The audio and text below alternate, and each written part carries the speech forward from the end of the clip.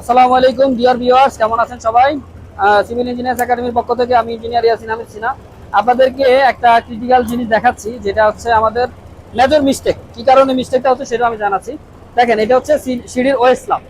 এই ওয়েস্ট স্ল্যাবটা এখন আমরা পাচ্ছি কত? এখানে দেখাও 4.5 ইঞ্চি। এখানে পাচ্ছি কত? আপনি এদিকে এসে দেখাও 4.5 বা 4.5, তাই না?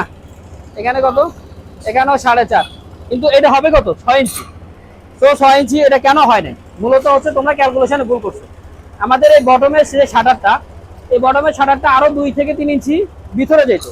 যদি এই জায়গা থেকে যদি তুমি শুরু করতা, এখান থেকে যদি শুরু করতা, তাহলে কিন্তু ওই স্ল্যাবটা সুন্দর মতো 6 ইঞ্চি মিলে যেত। এই যে এই মিস্টেকটা, কারণ তোমরা ক্যালকুলেশনের সময় সবসময় কি এখান থেকে 10 ধরো, 10 ধরে ওখান থেকে শাটার করো। এই 10 ইঞ্চি ধরা যাবে না, কারণ ওই 10 ইঞ্চি না ধরে ওখান থেকে আরো 2-3 ইঞ্চি এটা ক্যালকুলেশন করে দেখতে হবে যে আমার কত ইঞ্চি আমার অতিভুজ হিসাবে আসতেছে। সেটা হিসাব করে আমার এটা অবশ্যই 6 ইঞ্চি থাকতে হবে, আদারওয়াইজ এই সিঁড়িটাতে তুমি ভাইব্রেশন করলে ভাইব্রেশন করবে। সেম দেখো, এটা হচ্ছে ল্যান্ডিং। এই ল্যান্ডিং এর থিকনেস কত আছে? 5.5। এটা আছে কত? 5 আছে। এটা হবে 6 ইঞ্চি। এটা তো তোমরা সেম কি করছো, এখান থেকে যেটা উঠাইছো, উঠানোর সাথে সাথে এখানে তোমার এই ল্যান্ডিংটা হয় নাই।